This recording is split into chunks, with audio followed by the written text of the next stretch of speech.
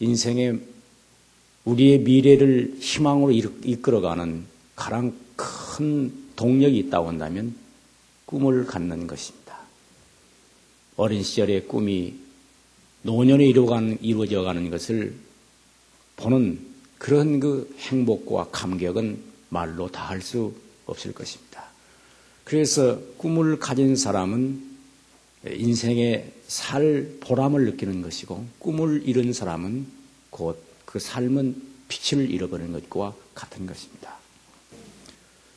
꿈은 밤에 꾸는 꿈이 있습니다. 그래서 우리는 잠드는 동안 생시처럼 보고 느끼는 그런 여러 가지 현상이 잠 속에서 일어납니다. 그래서 우리는 잠잘 때 좋은 꿈을 꾸었을 때 길몽이라고 말합니다. 그래서 꿈이 내게 이루어지기를 원합니다. 이 성경은 하나님께서 좋은 꿈을 주시고 그 꿈으로 그 사람의 미래를 이끌어간 이 놀라운 사건들을 많이 봅니다. 그런데 또 하나의 꿈이 있는데 그 꿈은 생시에 늘 마음으로 희망하면서 미래에 대한 어떤 소원을 가지고 설레이는 마음으로 미래에 대한 기대가 꿈이라고 말할 수 있습니다. 우리는 현재 이루어지지 않았지만 좋은 것을 기대하면서 그 마음으로 큰 바람과 그런 소원을 가지고 산다는 것은 엄청난 인간의 축복입니다. 그래서 미래를 창조하는 위대한 힘은 다 꿈에서 창출되었던 것이죠. 저는 그래서 오늘 우리 사랑하는 성도들이 꿈을 가지시기를 축원합니다. 이 꿈 가운데서 그리스도인은 다 꿈이 있어요. 그 꿈이 뭐냐면 천국에 대한 꿈입니다. 천국은 현재 우리에게 와 있지 않습니다. 물론 현재 삶에 우리는 천국을 향해서 가면서 현재도 우리에겐 천국이 있습니다. 그러나 완성된 천국은 미래입니다. 그래서 우리는 모두 그리스도인들은 천국에 대한 꿈을 가지고 사는 것이에요. 오늘 우리 성도의 마음속에 자기 인생에 대하여 계속 꿈을 그리면서 살 수 있는 은혜가 임하기를 축원합니다. 그런데 성경 가운데서 꿈의 사람으로 대표된 사람이 요셉이라고 하는 사람입니다. 오늘 읽어드린 말씀은 요셉이 꿈꾼 내용을 담고 있습니다. 요셉이 하루는 꿈을 꾸었어요. 그런데 그 꿈에 자기 곡식단이 밭에서 자기 곡식단이 일어서고 또 형제들의 이 곡식단이 일어서서 자기에게 절하는 것을 보았다. 이렇게 말하고 있습니다. 그래 그 꿈을 얘기할 때 형들이 화를 냈습니다. 그럼 네가 우리의 왕이 된단 말이냐? 하고 화를 냈습니다. 근데 그 꿈이 한 번으로 끝나는 것이 아니라 또 한 번의 꿈을 꾸었습니다. 그 꿈은 하늘에 해와 달과 11별이 자기에게 절하는 것을 보았습니다. 참으로 신기한 꿈이었습니다. 해와 달과 11별이 자기에게 절하는 것. 그래 그것을 자기 형들에게도 얘기했고 또 부모에게도 얘기를 했습니다. 부모도 이해를 못했습니다. 그러면 내 아버지와 어머니가 내게 절하란 말이냐? 그러나 하도 신기한 꿈이기 때문에 그 꿈의 말을 마음에 두니라 그랬습니다. 물론 여기서 해와 달은 해는 아버지요, 달은 어머니요, 11별은 형제들이라고 볼 수 있습니다. 그런데 이 꿈 속에 놀라운 비밀이 있는데 그것은 요셉이 절받는 꿈이었습니다. 모두 다 곡식단도 일어서 자기에 절했고 또 해와 달과 11별도 요셉에게 절을 했다고 하는 사실입니다. 사실 요셉은 이 꿈을 마음에 간직한 것이 아니라 그는 간직을 했어요. 이 꿈이 간직했다는 말은 자기의 것이 된 것이 한번 지나가는 꿈이 아니고 뭐 일장춘몽이 아니고 이것은 요셉의 가슴 속에 새겨진 꿈이었어요. 그래서 자신 있게 그 꿈을 얘기하는 것입니다. 우리는 밤에 꿈을 꾸고 지나온 날 수없는 꿈을 꾸었는데 다 한 번 꿈으로 지나갈 뿐이지 그 꿈이 내 가슴을 설레면서 산 꿈은 없습니다. 그래서 다 개꿈이고 일장춘몽이고 다 흘러간 꿈이죠. 그런데 요셉은 영롱하게 밤에 자기 이제 마음속에 담아지는 꿈으로 그는 눈을 뜨고 형제들에게 그리고 부모에게 이 꿈을 얘기하면서 그는 그 꿈이 자기 가슴 속에 새겨져서 그 꿈대로 일생을 살아가는 은혜를 입었던 것입니다. 이것은 잠 속에서 어떤 뇌 현상으로 임한 꿈이 아니고 하나님이 그에게 꿈을 현명한 것입니다. 하나님이 주신 꿈이었어요. 그래서 하나님이 주신 꿈을 비전이라고 이렇게 말할 수가 있습니다. 인간적으로 자신이 갖는 꿈을 야망이라고 이렇게 말할 수가 있죠. 자기 자신이 인간적으로 마음으로 내가 이렇게 가져야 되겠다 하는 그런 야망이 있고 하나님이 주신 꿈을 비전이라고 이렇게 표현할 수가 있습니다. 그래서 이 야망은 철저하게 자기 욕심에서 우러나는 것이고 비전은 성령의 은사입니다. 그래서 성령이 너에게 임하면 젊은이는 환상을 볼 것이요 노인은 꿈을 꿀 것이다. 그럼 성령께서 노인들에게 무슨 꿈을 꾸느냐? 천국에 대한 꿈을 꾸는 거죠. 노인은 꿈을 상실하는 때입니다. 아무런 꿈이 없어질 때 아닙니까? 그런데 성령이 그 안에 임하셔서 은혜를 입으면 노인도 꿈을 가져. 할렐루야. 그래서 내일 종말이 올지라도 사과나무를 심는다. 이것은 스피노자의 얘기가 아니고 성령의 은혜를 입는 사람은 사과나무를 심으면서 미래의 우리 후손들이 따먹을 꿈을 꾸는 것입니다. 나는 내일 종말이 올지라도 나는 죽을지라도 좋은 일 하면서 우리 후손들이 이걸 먹을 것이다. 젊은이들은 여기 환상이란 말은 비전이란 말입니다. 사도행전 2장에 나오는 이 환상, 젊은이는 환상을 볼 것이요. 이건 비전을 만나는 것입니다. 요셉은 하나님께서 그에게 비전을 주었어요. 야망이라고 하는 것은 끊임없이 자기 욕심의 산물이기 때문에 자기 유익만을 생각하지만 비전은 공동체의 유익을 생각하는 것입니다. 민족과 사회 그리고 이웃, 먼 후손들 이게 바로 비전입니다. 야망은 정욕의 산물이요. 인간적인 감정이요. 욕심에서 나왔어요. 그러나 비전은 그 인격을 통해서 성취해 가는 것입니다. 일반적으로 야망은 시한적이요. 마치 밤에 잠잘 때 욕망은 일시적인 꿈, 잠자고 나면 없어지고 또 한때 가졌던 그런 의욕이요. 그런데 비전은 지울 수 없는 그 생의 영원성을 지니는 것입니다. 그래서 야망은 어떤 의미에서 그런 의욕을 가지기 때문에 성공할 수가 있어요. 그래서 성공하는 사람들은 대개 야심이 만만한 사람이고 승부욕이 강한 사람이고 야망을 가진 사람들이 성공합니다. 그런데 비전은 위대한 역사를 창조합니다. 성공과 위대한 건 달라요. 성공은 자기 어떤 목적을 성취하는 것이고 위대한 것은 역사의 인격을 통해서 수많은 사람들을 우러러보게 만들어주는 것이 위대한 것이에요.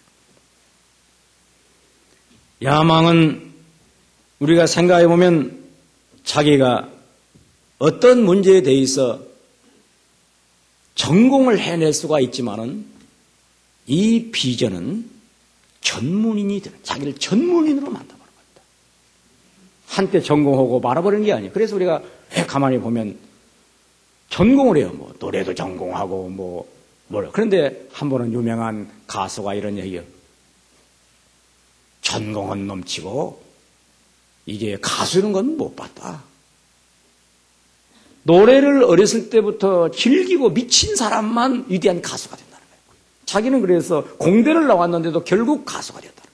이게 뭐냐 하면 이 속에 전문인이 되는, 전공해서 전문이 되는 거 아니에요. 이 속에 타오르는 그 열정을 가지고 평생을 걸어버려야 전문인이 되는 거죠. 아멘. 그래서 야망이라고 하는 것은 환경의 자유이기 때문에 여기 가서는 하다가 또 저기 가서는 그만두지만은 비전은 환경을 초월해서 역경이 오나 환란이 오나 변함없이 전진하게 됩니다. 일반적으로 모든 야망이라고 하는 것은 죽음으로 다 끝납니다. 그런데 비전은 죽음으로 성취되는 거예요. 죽었다고 끝나는 것이 아니라 그 죽음은 그의 인생을 성취해서 역사에 남게 하는 것이 비전입니다. 오늘 요셉의 이 꿈은 요셉의 생의 비전이었습니다. 이것은 환상이에요. 그래서 그는 거기에 목숨을 겁니다. 목숨을 건다는 말은 전생의 하나의 목표와 삶의 지향과 가치 지향과 삶의 모든 의미를 그 꿈에서 보고 있는 것입니다. 꿈대로 가는 것이에요.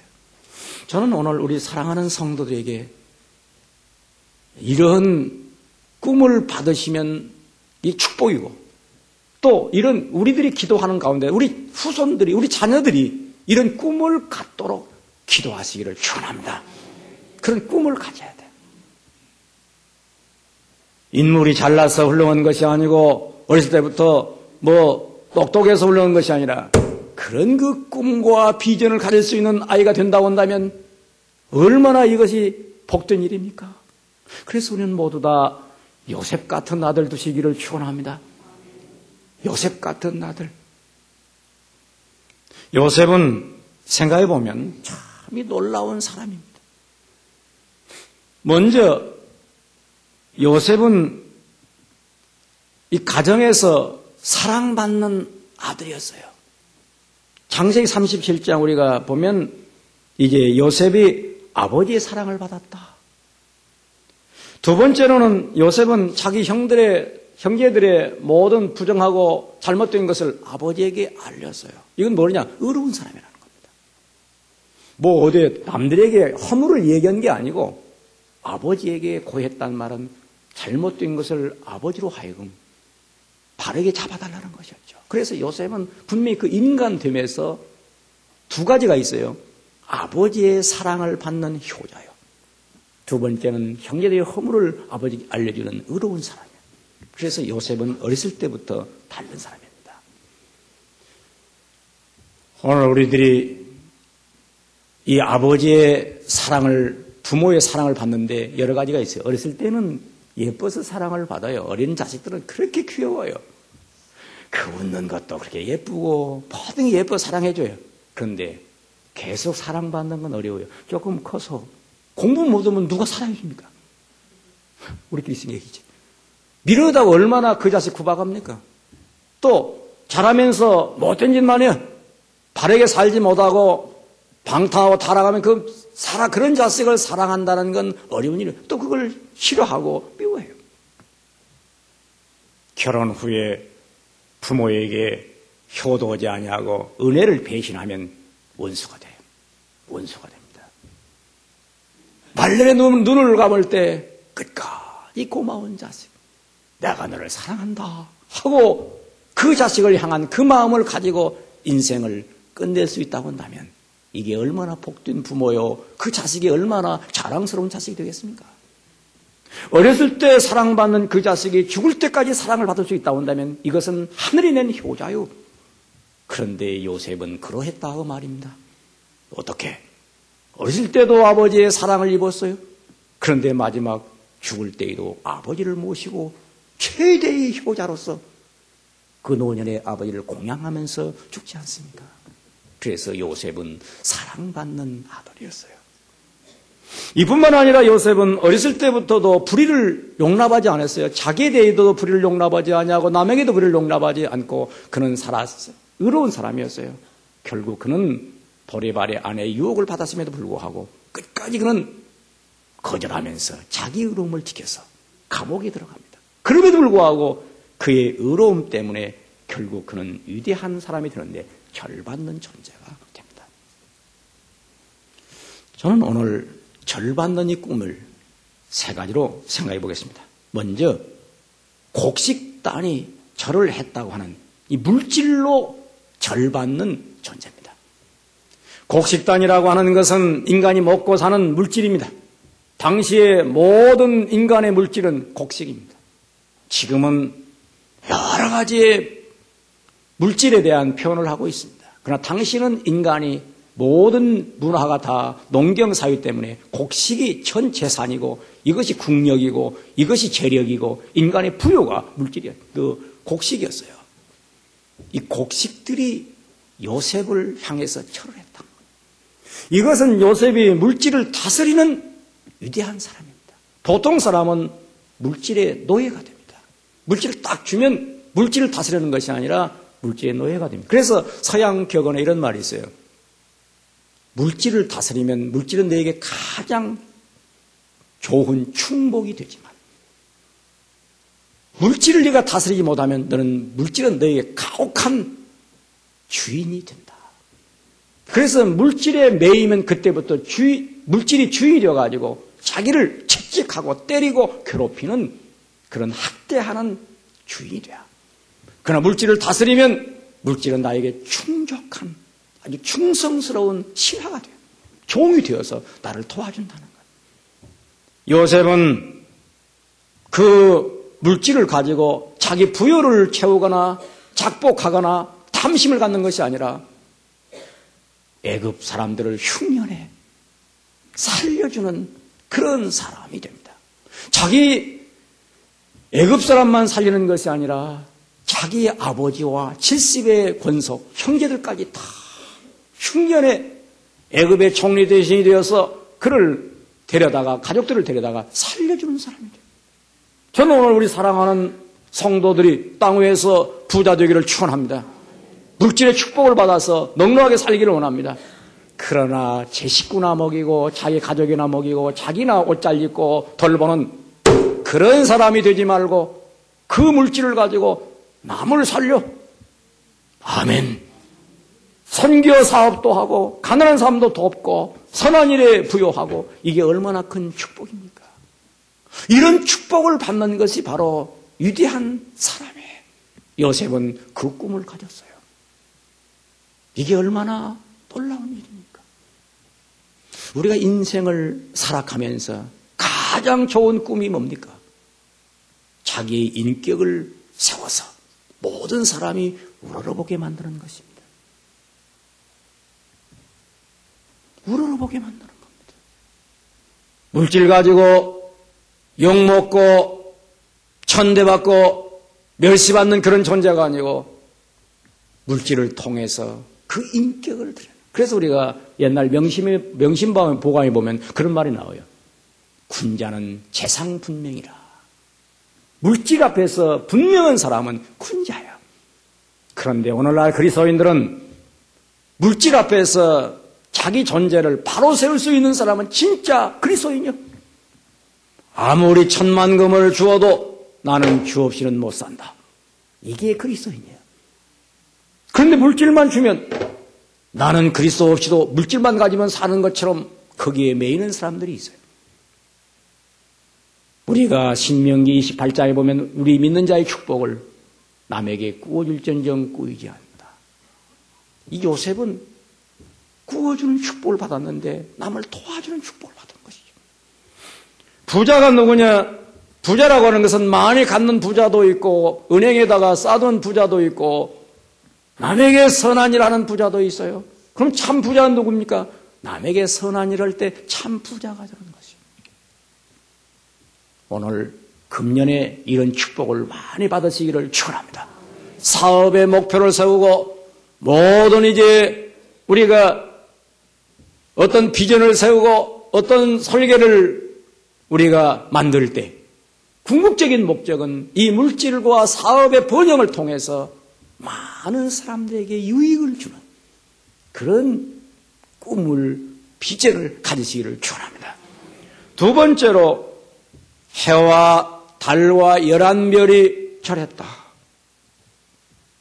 여러분, 이것은 하늘의 빛입니다. 빛은 양심입니다. 마음입니다. 물질로 곡식은 땅에서 나온 것이라고 말한다면 빛은 하늘에서 쏟아지는 것입니다.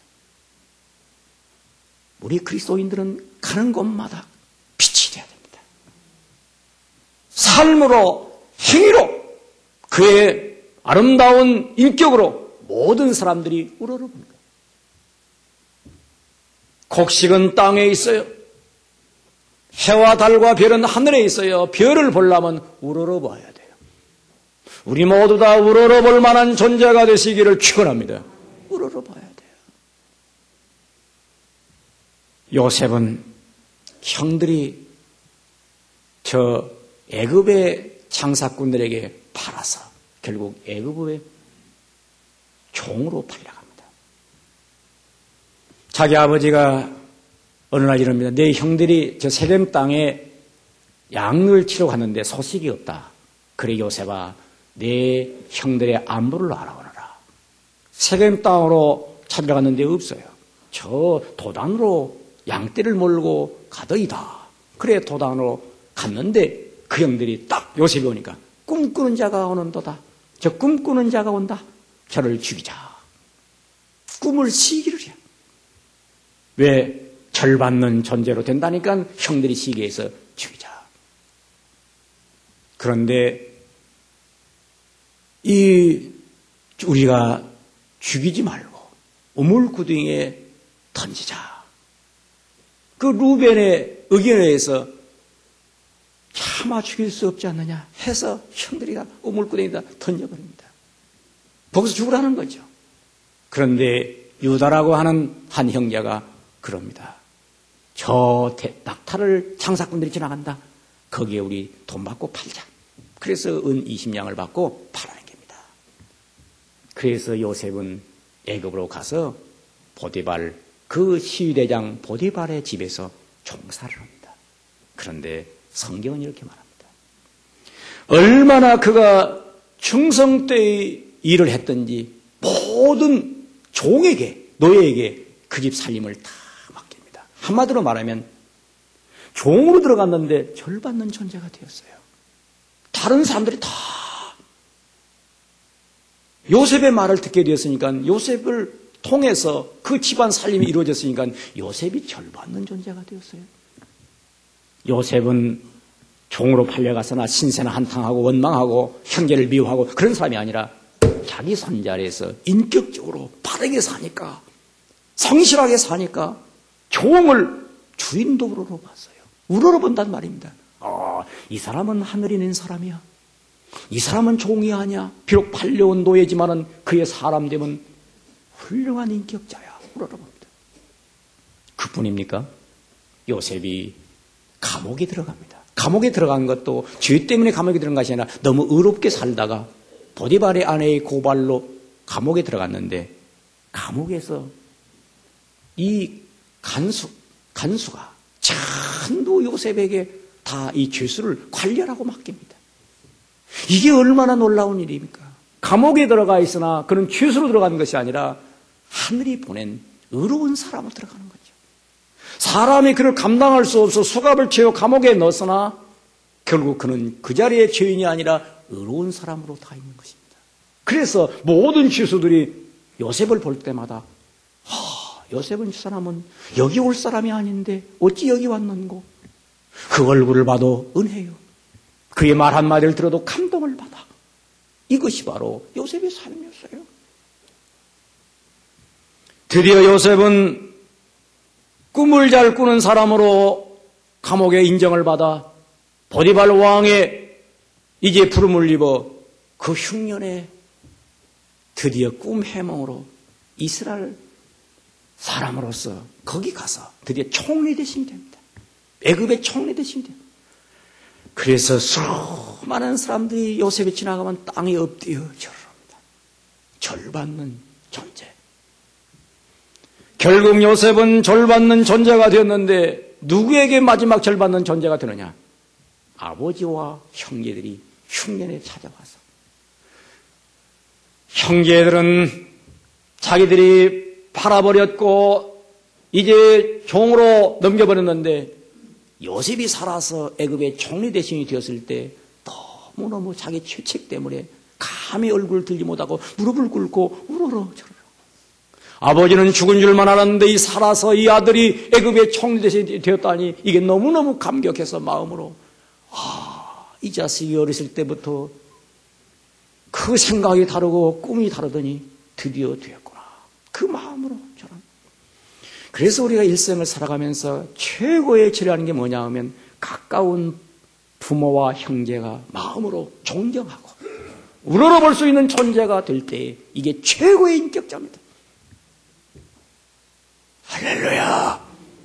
할렐루야. 절받는 사람. 그래서 요셉은 그의 삶에 위대한 모형을 이루는데 그 모형에 절받는 그 최고의 삶은 예수 그리스도를 생각나게 하는 삶입니다. 요셉은 예수의 모형을 이루는 사람이에요. 그래서 요셉은 예수님이 오시기 전 그런 수천 년 전에 이 세상을 살다 갔지만은 요셉을 생각할 때마다 예수님이 생각나는 겁니다. 어떻게? 요셉은 사랑받는 아들이었어요. 사랑받는 독생자로 오실 예수를 생각나게 하시고 요셉은 형제들로부터 미움을 받았어요. 자기 백성으로부터 미움을 받아 버림당할 예수를 생각나게 하는 거죠. 요셉은 이방인의 손에 넘겨 저 애굽으로 팔려갔어요. 예수님은 저 이방 로마의 권력에 의해서 처형을 당해요. 이 요셉은 감옥에 들어가서 거의 죽은 목숨이 되었어요. 그런데 예수님 십자가에 달려 죽었다가 살아나는데 요셉이 살아나서 애굽 전역을 살려내요. 예수님이 살아서 인류를 살려내는데 요셉은 자기 백성, 자기 아버지와 자기 백성, 이스라엘 백성과 애굽의 이방 사람들을 살려놓아요. 예수님은 자기 백성 유대 사람들과 이방 전 세계 인류를 다 살려놓습니다. 수많은 사람들이 지금도 요셉을 생각하면 참 우러러볼 만한 꿈의 사람으로 생각하는 것처럼 예수님은 언제나 우리 마음속에 그리워하면서 절받는 존재로 역사에 우뚝 서 있는 것입니다. 그래서 우리가 이 땅에 살면서 예수를 생각나게 하는 사람의 최고의 인격자예요. 이것이 우리의 최고의 꿈이에요. 우리의 꿈이 뭡니까? 땅에서 무슨 성공하고 정치적인 어떤 목적을 실현하고 경제적으로 어떤 대기업을 이루고 또 우리가 이 땅에서 어떤 이제 전문이 되어서 자기의 명성을 날리고 이것도 다 우리의 꿈이에요. 이것은 이걸로 끝나면 야망이에요. 그러나 우리의 비전은 뭐냐? 그리스도에게 이르는 것이 비전이에요. 살아도 그리스도요, 죽어도 그리스도요. 삶 전체가 그리스도를 향해서 나아갈 때 이게 비전인데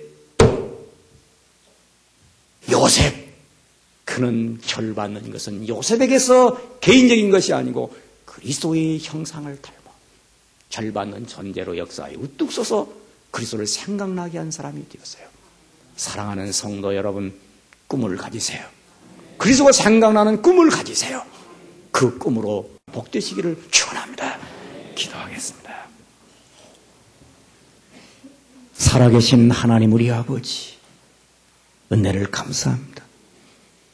이제 우리의 가슴속에 설레는 꿈을 주시고 그 꿈은 그리스도를 생각나게 하는 꿈으로 위대한 비전을 이루어 가게 하옵소서.